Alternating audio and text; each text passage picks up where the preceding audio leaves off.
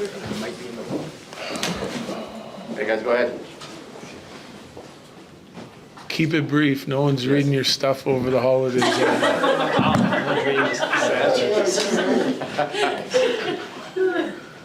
Obviously, I mean, Kiviranta, 5 goals in 3 games. What have you kind of seen from him that's maybe kind of helped that jump from him recently? Well, I think number one, it's their line.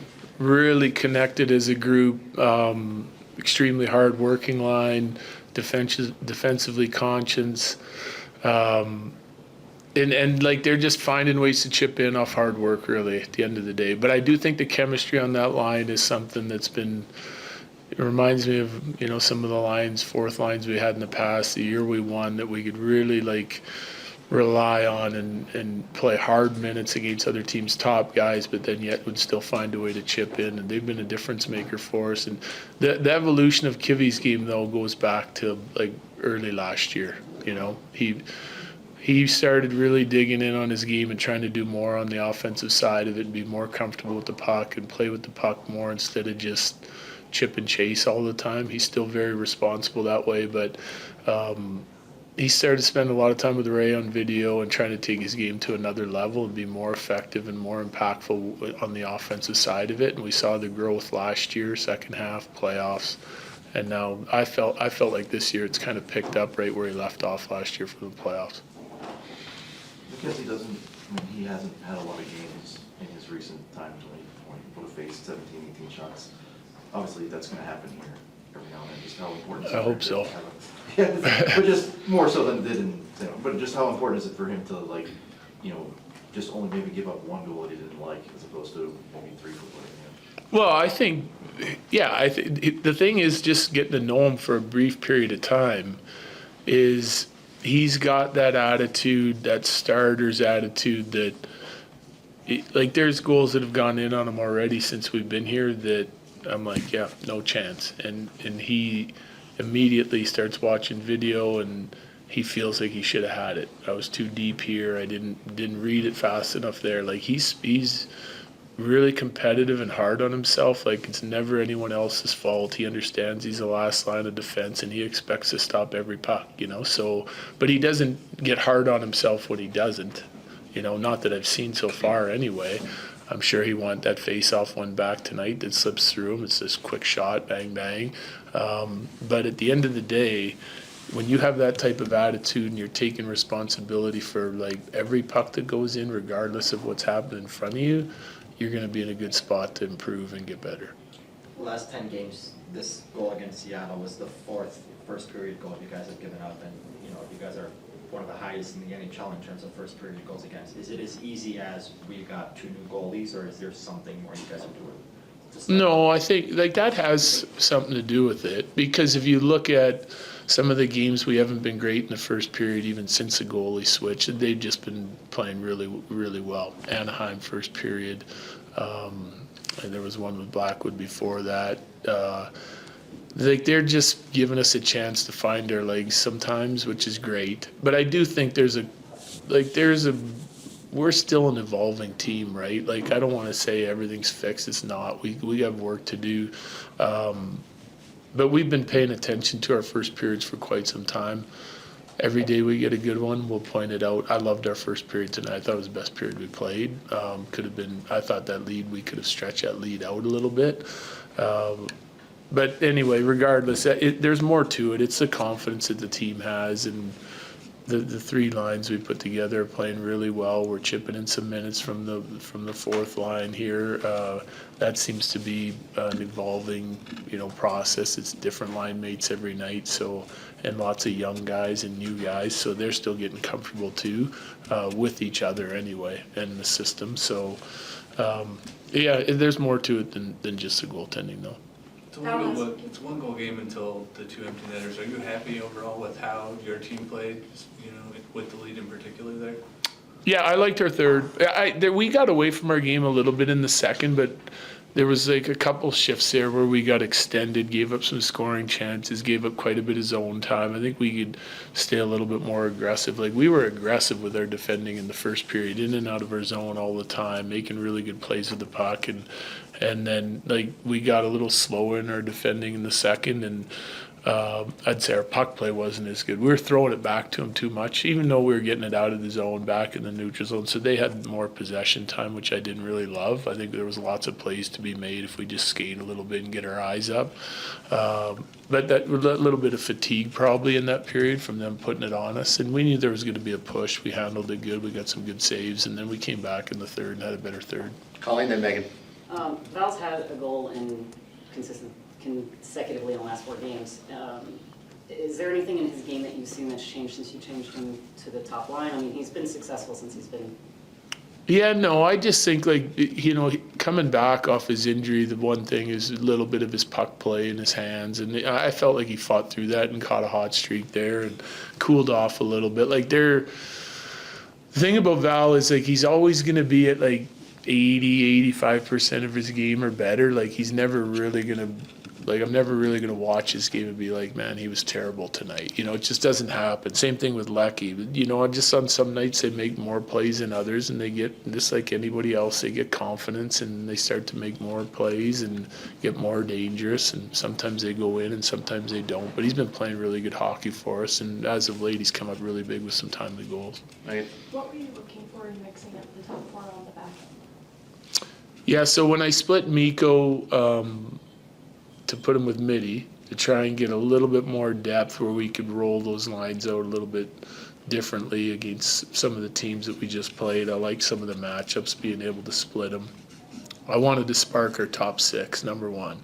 If we're going to do that, and we want Taser, Cale, and guys that can help both those lines create offense, you know, Malinsky and Taze makes sense, and Gerard and Makar makes sense. So, you know, it doesn't have to be Cale and Gerard with Mac. They can be with Mitty and vice versa. They still have some D that with some poise and playmaking ability, and able to sort of extend those own time and provide something to the McKinnon line and the Middlestead line.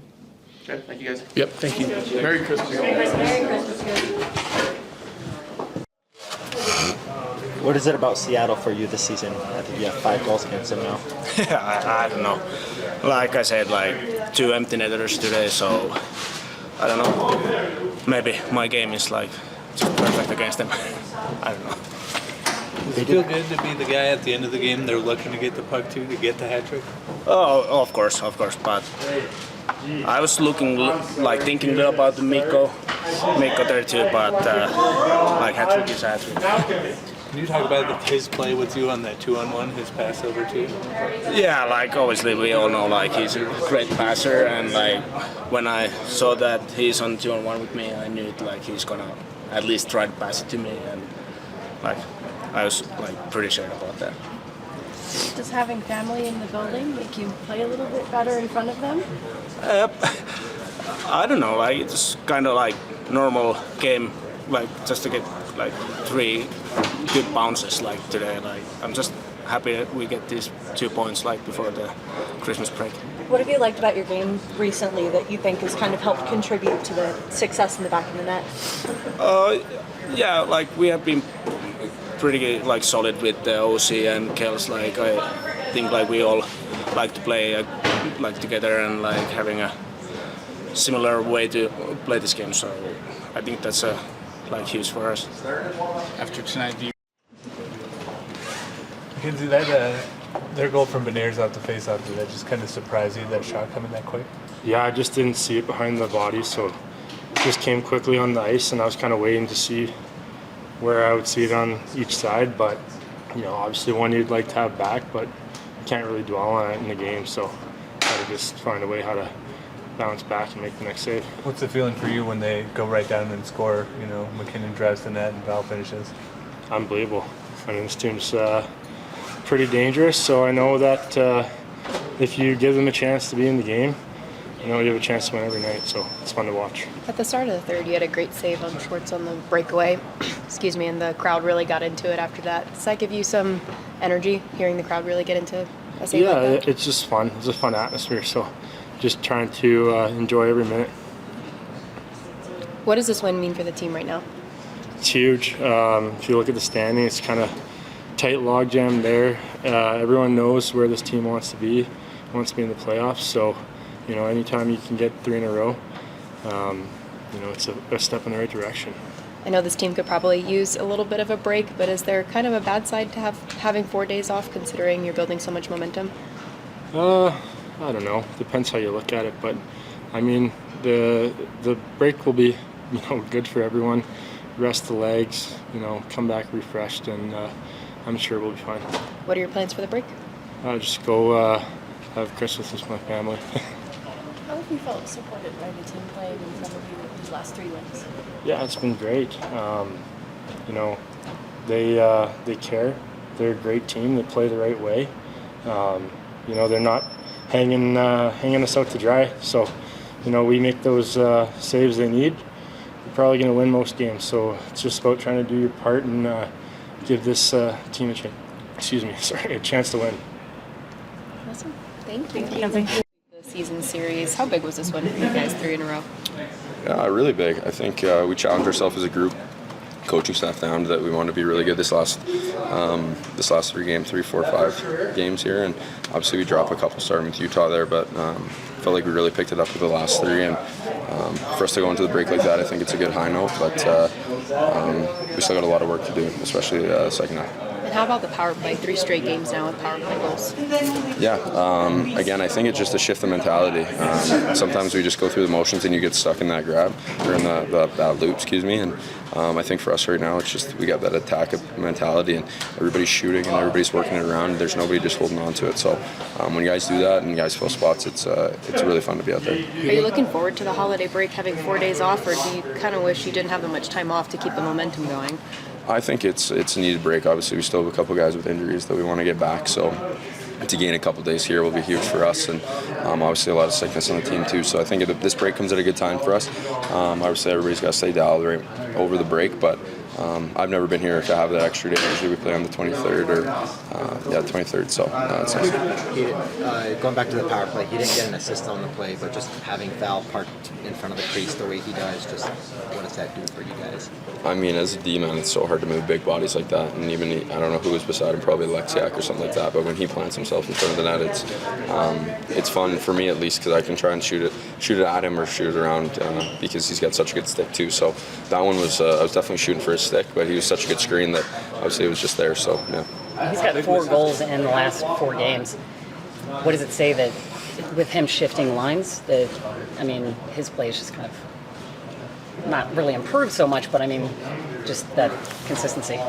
Yeah, I think anybody you put Val with, he's always an attack mentality. And to put him with a guy like Mikko or Nate, even Lucky for that matter, they get the puck to each other so well, and I think he's a guy that can get the puck, and then he can also put in the net too. So he's a really hard-working guy, so another guy that you'd love to see get rewarded for game to game. How big was that goal? I mean, they tie it 11 seconds later, he goes down and finishes.